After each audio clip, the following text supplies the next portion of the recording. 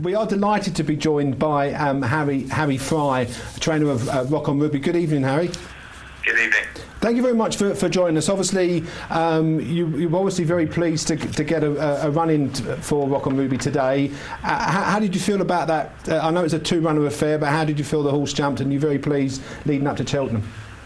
Yeah, I mean, obviously we were delighted with today's performance. It was key to get another run into him to experience over the larger obstacles before Cheltenham if we could. And obviously we're delighted Doncaster had 4 relatively dry days and we got some half decent ground. And I mean, we were all very pleased, in particular Noel.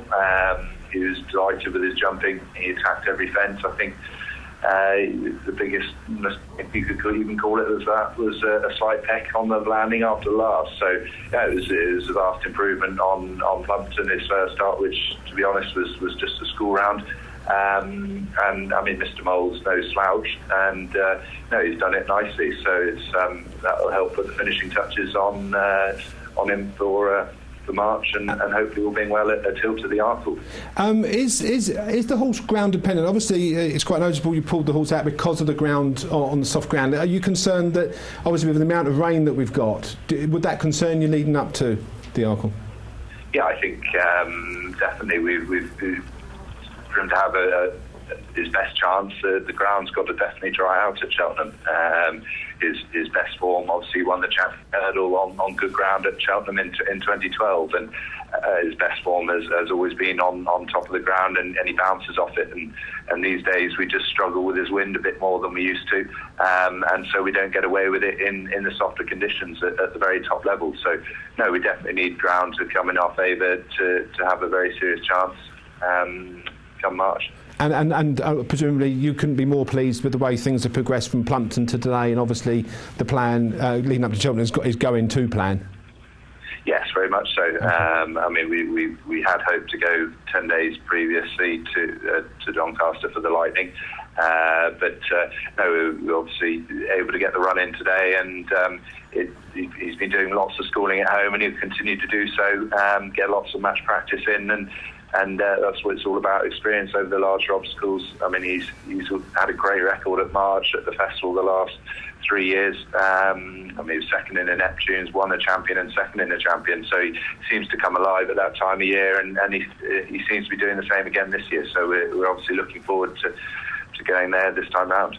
Okay, well, we as soon as we put your name on Twitter that you were going to be on, we had a few people ask some questions, so I'm going to go over to our Twitter corner, and Sam will just relay a couple of those questions about some of the horses. Hi, Harry, can you hear me?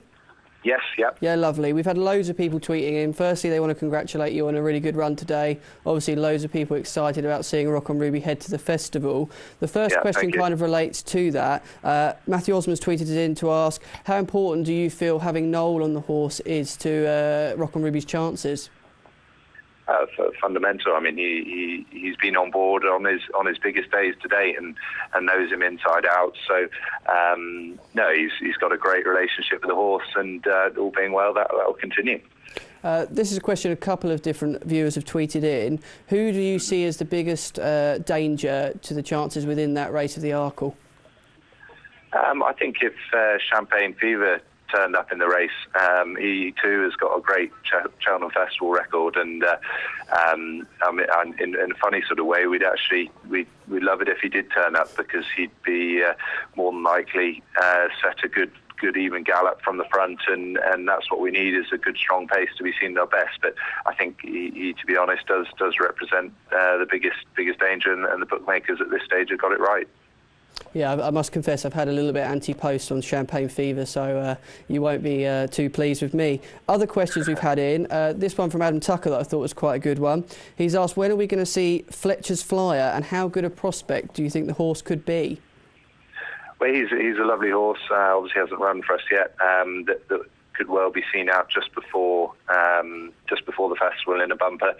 He won his only point-to-point impressively last February, March, and he had a slight setback when he came into training early autumn, and we've just been quietly building back up to full fitness, and he looks a lovely prospect, and he'll be a smashing novice hurdler for next year. So he's a youngster we hold in high regard, and looking forward to seeing him out just before Cheltenham. Brilliant, one for the notebook there. Finally, I can't let you go without asking what the most tweeted question is tonight, believe it or not, from loads of different people. We Love Tips have tweeted it in, a few other people as well, asking Triangula's chances tomorrow. Triangular, well, he's a 9-year-old now, and he bounced back to some sort of form at, well, it was a good run at Doncaster last time, that's first run for us.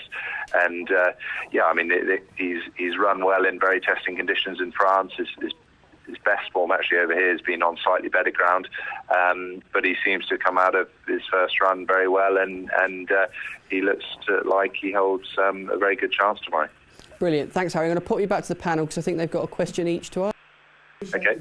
Appreciate your time, Harry. Just a couple more questions. Obviously, it's just trying to get some information from you. Who's going to win the battle, Will Biddick or Noel Feely on Mendip Express? Any ideas which race you're going to go to at Cheltenham? Well, I think, I mean, to be honest, we're leaning towards the National Hunt Chase, the 4-miler for amateur riders, hence why Will Biddick's been chopped up for Saturday at Newbury, and with that race in mind, on the first day of the festival, he clearly stayed well on New Year's Day at Cheltenham, and Will has a great record on him, having won 9 on the bounce now, including those 6-pointer points before joining us last summer. Hello Harry, this is Sandy speaking. Just a question for you about opening batsman. Obviously he was very impressive last year when he won the Racing Plus Chase, and his 4 runs subsequently haven't been that great. Have you got plans for him for this season? Yeah, he's been complete opposite to last year, where he went from strength to strength, and it's been disappointing. He definitely lost his confidence after his fall in the Hennessy, and we've just been working hard at home to build that back up. And yeah, he's obviously had a hurdle run up at Doncaster, and he's due to have another one in the next 3 or 4 weeks over hurdles before we think about going back over fences. But it's slowly he's lost his way slightly, and we're doing all we can to get him back, and it's sort of each day, each week as it comes, before making too many serious plans for him. Yeah, would you say he's better on good ground?